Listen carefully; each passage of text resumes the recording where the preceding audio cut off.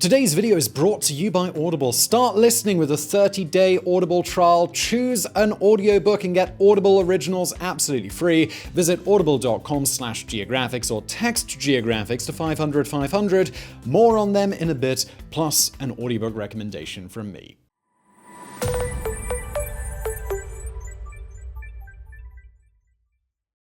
August 1943. An army of skeletons is marching across an expanse of land. Above their heads, a hostile sun, an indifferent sky. Beneath their feet, a barren land with nothing to offer but a slow and painful death. Death and atrocity are all too common sights against the backdrop of the ongoing World War. But this is not a concentration camp in German-occupied Poland. This is not a gulag in the Siberian frozen hell, nor a Japanese POW camp in Thailand. These are the streets of Calcutta in Bengal, part of India under British dominion. Thousands are dying every day, slowly starving to death. Between 1.5 and 5 million Bengalis would lose their lives in a tragic deathscape that has been coined the Forgotten Holocaust. This is the Bengal famine of 1943, and be warned, it's going to get controversial as we examine the responsibilities of the British government.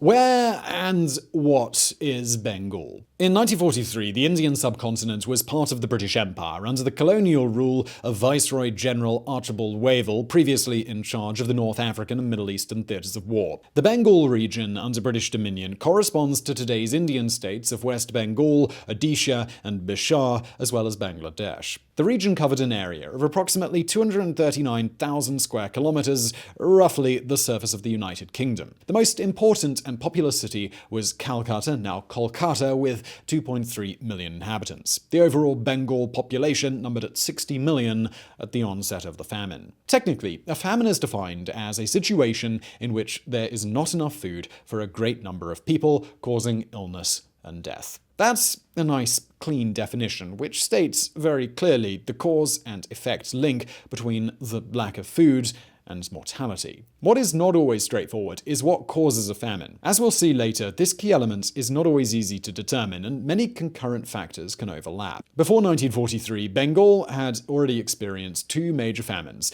the first in 1770 and the second spanning 1873 to 1874. The famine of 1770 was a consequence of crop failure in December of 1768 caused by rain scarcity. In the early months of 1769, the price of grain rocketed, and this was disastrous for the local population, who had already suffered from tax hikes imposed by the Nawab, or local ruler, Siraj-ud-Dowlah, in the East India Company. The drought continued in 1769, causing another crop failure in December. Death by starvation was soon followed by death linked to epidemics, mainly smallpox. When the famine finally subsided in 1772, the death toll was estimated at 10 million, or 1/3 of the affected population. The 1873 famine also occurred after a long period of scarce precipitation. Normally, the soil fertility in the Bengal region is benefited by the monsoon season, but in 1872, the monsoons brought much sparser rains than usual, which led to an exceptional drought. In June of 1873, the ongoing drought was worsened when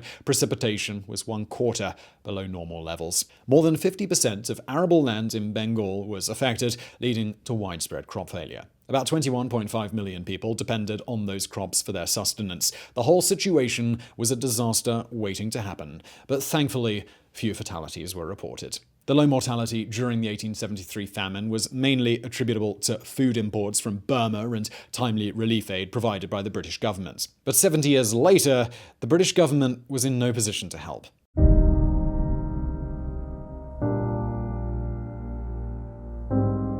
In Bengali, the famine is called the Panchasha Akal, or the Famine of 50, because it occurred in the year 1350 of the Bengali calendar.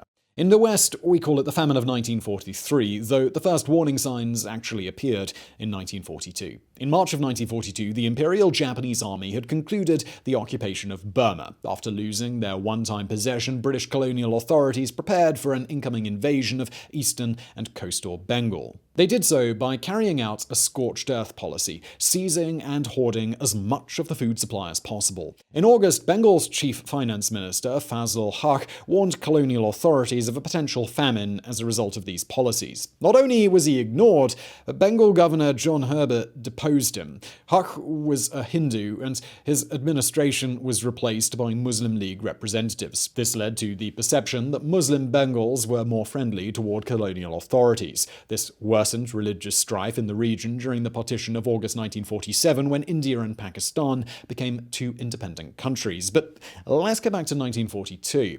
As August became September, government officials issued formal statements reassuring the population that there were no food shortages. Weeks later, on October the 16th, a tremendous cyclone devastated Bengal, especially the area around the city of Midnapore. The cyclone destroyed or damaged hectares of rice paddies and arable land. The winds and rains swept away houses, cattle, men, women. Thousands died in just one day. Farmer and survivor Parameshwar Jana remembers summing up the dual disasters by saying that the whole country had become a crematorium. In the aftermath, local officials were deterred from offering widespread relief by the central colonial authorities, as it may have caused the impression that a famine was underway. But clearly, access to food was already a problem in late 1942 in the peripheral districts away from Calcutta. Hunger marches organized by communists were reported by district officers in December of 1942. These were followed by increasingly alarming reports of distress among local people who were having to scratch together a living with barely any food. At the same time, district officials noted the progress of a widespread economic crisis. The distress became acute in March of 1943, and police commissioners had to cope with looting, crimes against property, and towns occupied by thousands of starving beggars. In their desperation, the only sustenance they could hope for was fan, the gruel water in which rice was boiled. Impoverished families sold what little land they had in exchange for sacks of rice. If they did not have land, they sold all their possessions. If they did not have any of those, they resorted to selling their own children. Young women were driven into prostitution. Meanwhile, some of the wealthy landlords became even richer, buying land from those who starved. Groups of desperate farmers, enraged by hunger, took to storming the properties of these landlords who could still afford to eat 3 times a day. The farmers tore down their gates and demanded food. Those who did not comply had their faces burned with torches. Public order had collapsed, and people were dying in the streets. In September, the disposal of dead bodies had become a serious public health issue, and while some food supplies were distributed in October, a district officer wrote that there was no hope of saving those who were starving. This was the situation in the countryside, small towns and villages. In Calcutta, the situation was more complex. As early as August of 1942, the Bengal government had launched the Bengal Chamber of Commerce Foodstuff Scheme, a program to ensure that key industry workers in Calcutta would have a guaranteed and consistent supply of food. When the famine hit, the scheme guaranteed safety from starvation to more than 1 million workers and employees in the government, railways, the port trust, and other key industries. Nonetheless, by July of 1943, the citizens of Calcutta had to cope with an influx of starving, courtesy of the destitute Bengalis who had escaped their villages in search of food. A private initiative to support the destitute was followed by a more organized public effort involving charities and local governments. Even so, in October alone, relief organizations had to remove 3,363 starved bodies from the streets of Calcutta. During the same months, more than 100,000 refugees were reported roaming the city streets. On the 28th of October, the Bengali government issued a repatriation and relief ordinance to help the destitute return to their hometowns. In reality, the effort turned into a mass deportation as the refugees were taken to destitute camps outside Calcutta. As 1943 entered its final quarter, the famine seemed to subside thanks to outstanding crops in autumn and winter, but this was just illusory relief. You see, during the summer and autumn of 1943, the main cause of death had been starvation and diarrhea, directly related to famine. By December of 1943, even with food back on the table, the mortality rate reached its peak. The new killers were now famine-induced epidemics: cholera, malaria, smallpox. By mid-1944, mortality rates gradually subsided to pre-famine levels. Those who survived suffered a significant decline in economic position and social status because they had to sell their lands and their possessions to buy food. There was a large increase in the number of destitute and beggars. The scars had been carved on the bodies and memories of the Bengalis, on the structure and the economy of their society. As survivors pondered the events they had endured over the previous years, they also wondered why it had happened. Why, between 1.5 and 5 million women, children, and men had died so senselessly. Unlike a natural disaster, it is not always a straightforward affair to determine what caused a famine. Is it purely a combination of environmental elements? Or were the authorities responsible? And even in that case, was it incompetence? Or was it malice? Now, we'll just take a quick break from the Bengal famine here to recognize our friends at Audible who have made this video possible. Now, you guys are on the internet, so you've probably heard of Audible. They have the largest selection of audiobooks in the world, bar none. In this video today, I'd like to recommend a particular audiobook that I'm actually listening to right now. It's a book called Rebel Ideas by Matthew Syed. He wrote a book a few years ago, which I also listened to the audiobook version of, which was called Black Box Thinking. Both of those books are actually great. I'd recommend getting the new one just because it's new. It's exciting, it's interesting. You can actually get that book for free using the 30-day trial from Audible, which you'll find a link to below. It doesn't have to beat that audiobook, of course, though. You can choose whatever you want. Their range is absolutely vast. But it's not just audiobooks with Audible. You also get access to Audible Originals, which are audio shorts. They're not that short. They're usually about an hour to 2 hours long, and you can only get those on Audible as part of your membership. Plus, if you don't like the audiobook you've got, exchange it for something else. You can listen anywhere on any device. Look, Audible is just the best. Visit audible.com/geographics or text geographics to 500 500, and let's get back to the video.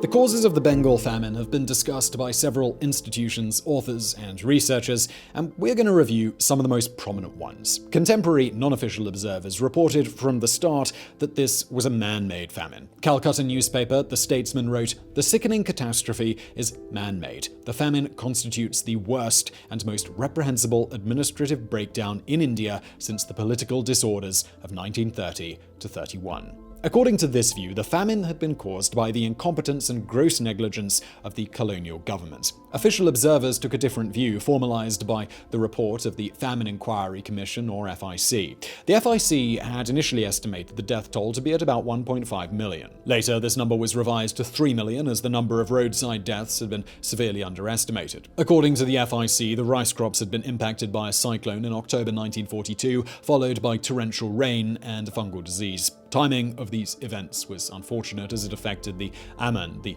winter crop of rice, usually the most abundant of the 3 annual rice harvests. In a normal situation, this shortage of rice could have been offset by importing grain from Burma, but this was World War II, and Burma had been occupied by the Japanese in March of 1942. The explanation provided by the FIC is in line with a standard approach called FAD, or Food Availability Decline. This approach states very simply that famines occur when the available quantities of food decrease. This approach is the most widely accepted when it comes to famine causation, and had its supporters in economist Thomas Malthus and agronomist Norman Borlaug. In fact, the FIC summarized the causes of the famine as the serious shortage in supply of rice available for consumption in Bengal as compared with the total supply normally available. Economist and Nobel Prize laureate Amartya Sen disagreed with this explanation in his 1981 work Poverty and Famines, an essay on entitlement and deprivation. Sen points out that the total quantity of rice harvested in 1943 was only 5% below the average of the 5 preceding years. The lowest harvest had been recorded in 1941.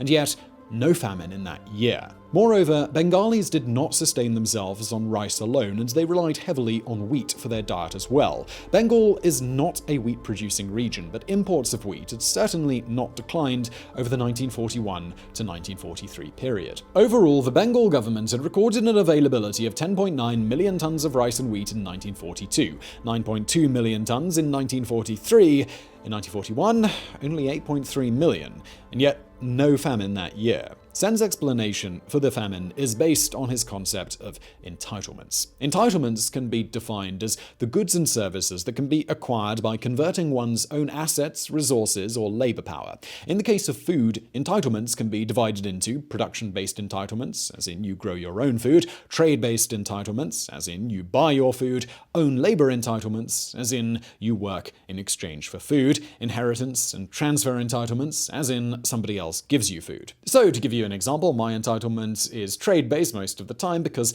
I pay KFC and they give me food. Holiday might be the exception, for example, when my grandmother cooks me turkey or buys me KFC and then gives it to me. Individuals face starvation when their full set of entitlements fails to provide an adequate amount of food for subsistence. In the example of my case, if I don't have money to pay KFC, or if my local KFC shuts down, or if my granny hasn't enough for feeding me, oh well, then I starve. On a broader scale, related groups of people will face famine if they experience catastrophic declines in their entitlements all at once. Let's apply this theory to the Bengal case now. As we have learned earlier, the famine struck hardest in the agricultural regions. Most of the victims were agricultural laborers and their families. In his analysis, Sen shows how the price of rice skyrocketed in the first months of 1943. The cost of a seer of rice, equivalent to about 1.25 kilograms, went from 0.27 rupees in January to 0.78 rupees in May. Over the same period, the daily wages of laborers did not keep up with inflation, remaining largely stable around the average of 0.53 rupees per day. Rice was the main source of calories in the countryside, meaning that a large part of the population simply could not afford to eat. In other words, their trade-based food entitlement had declined catastrophically over 5 months. Amartya Sen notes that the years 1942 and 1943 experienced inflation across all sectors. This was due to high war expenditure in preparation for a Japanese invasion after Burma had fallen in March of 42. The colonial authorities financed the expense by printing money, which is never a good idea. As a result, the absolute level of all prices increased. The inflation benefited some sectors of society whose income soared as they profited from the war-inflated economy. With their higher earnings, these individuals increased their food consumption, and higher demand drove prices even higher. The inflation hit the agricultural laborers hard as their wages did not rise accordingly, and it hit even harder other Bengali farm workers who had lost their jobs in that period. The cause for unemployment was the same cyclone and fungus disease mentioned by the FIC, by the way. This initial decline in food entitlements went into a full, flat-spinning, panic-driven nosedive during March and May of 1943. As reports of hunger and famine started to spread, those who could buy rice did so, and in great quantities. Hoarding of rice inflated prices even further. And while buyers were focusing on their primary food source, they disregarded other commodities, other foods like milk, fish, and poultry, or household items, crafts, and services. The providers of such commodities were left impoverished by the decline in demand, and soon emerged a new wave of victims from the ongoing famine, a new contingent of destitute refugees. Now, the entitlement approach proposed by Amartya Sen had its critics. In 1990, Indian economist Omkar Goswami proposed another calculation of rice yield in 1942 and 1943, showing that the harvest was significantly worse than in previous years. So, maybe the FIC was right after all. Goswami's argument was upheld by American historian Mark B. Tauger in 2006. Tauger also cited a 1973 paper by plant pathologist S.Y. Padmanabhan. This paper shed some light on the fungus cited by both Sen and the FIC. It was called Helminthosporium oryzae, or brown spot. According to Padmanabhan, it was as devastating as the potato blight which had caused the Irish famine of the 1840s. Now look, I don't know if you are Team Sen or Team Goswami, but Professor Tauger takes both views into account. Yes, there was a hike in rice prices, and it was exacerbated by grain shortages. In 2007, a similar view was upheld by Professor Mufakharul Islam of Dhaka University, Bangladesh. He even points out that even the original official FIC report had identified the dual scourge of inflation and natural causes. The authors quoted so far agree that the colonial administration's policies drove inflation, which was one of the main causes of the famine. But some critics point out that their responsibilities may go even further.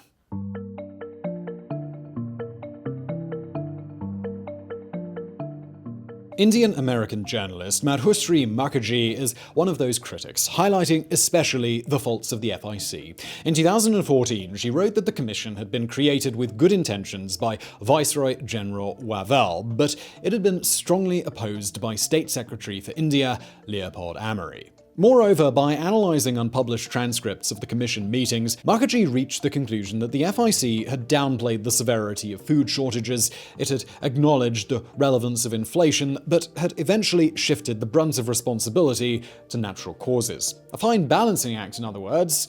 But why? The answer can be found in a previous publication by Mukerjee, the well-known Churchill's Secret War, published in 2010. According to the writer, colonial authorities had been instructed to downplay the scale or even the existence of an impending famine since 1942. When the famine reached its peak in mid-1943, the British War Cabinet refused to send relief shipments of grain to Bengal as they were needed in war theaters like Greece and Yugoslavia. In other words, the severity of the famine had been made disastrous by the government's intentional lack of action. Winston Churchill's ultimate responsibility in escalating the severity of the famine has been denounced by several authors and politicians, the most vocal being Indian MP Shashi Tharoor. Churchill has the blood of millions on his hands, whom the British prefer to forget. It did not help that at the time of the famine, the Prime Minister released statements or notes blaming the famine on Indians, whom he said breed like rabbits. He had also allegedly wondered out loud that if the famine was so severe, why hadn't Gandhi died yet? This view is disputed by historian and Churchill biographer Sir Martin Gilbert. He quotes some instructions which Churchill personally wrote to Viceroy Wavell in October 1943. Peace, order, and a high condition of wartime well-being among the masses of the people constitute the essential foundation of the forward thrust against the enemy. Every effort must be made, even by the diversion of shipping urgently needed for war purposes, to deal with local shortages. In November of 1943, Churchill exchanged telegrams with Canadian Prime Minister Mackenzie King, accepting his offer of sending a relief shipment of grains. The telegrams also mention a further delivery of 350,000 tons of wheat from Australia. Viceroy Wavell and Secretary for India, Amartya, desperately asked for more wheat. In early 1944, large transports of food became more problematic, as the British War Cabinet also had to guarantee food supplies to Allied-occupied Italy and the Balkans. Nevertheless, in February, 50,000 further tons of grain were diverted to Bengal. In April, a large explosion at the Bombay docks destroyed a large shipment of wheat. Churchill had to ask US President Roosevelt for some help to replace the lost grain, but the Joint Chiefs of Staff briefed FDR that they were unable, on military grounds, to consent to the diversion of shipping. These documents appear to exonerate Churchill and the War Cabinet, at least from the allegation of not substantively responding to the crisis. But in 2009, a scientific paper published by the journal Geophysical Research Letters reignited the controversy. The article, titled Drought and Famine in India, 1870 to 2016, proposed a novel approach to understanding the causes of the Bengal tragedy. Shortly after its publication, media outlets worldwide republished snippets of it. The likes of The Guardian, Al Jazeera, The New York Times, and The Independent all focused on the paper's conclusion. The 1943 Bengal famine was not caused by drought, but rather was a result of a complete policy failure during the British era.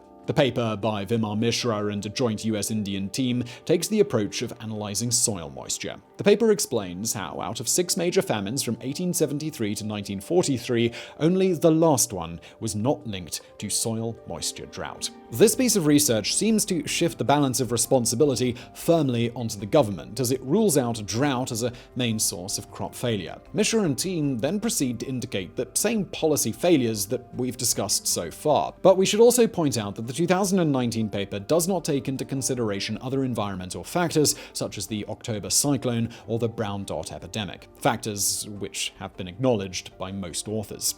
Furthermore, the paper does not provide any additional insight about governmental responsibilities, citing already existing research. It is therefore very interesting to consider how and why a geophysical research paper has caused such a stir in mass media. Its conclusions do not add much to a debate that has been going on for decades and is likely to continue due to the complex nature of the web of responsibilities and causal relations. Unlike a mass murder ordered by a despot or an earthquake, the causes of this famine are so complex that they're difficult to pinpoint. The Bengal famine of 1943 is a historic tragedy which may have lacked proper closure, but it was a tragedy nonetheless. A catastrophe on a social, cultural, and personal level. A trauma from which it is hard to recover.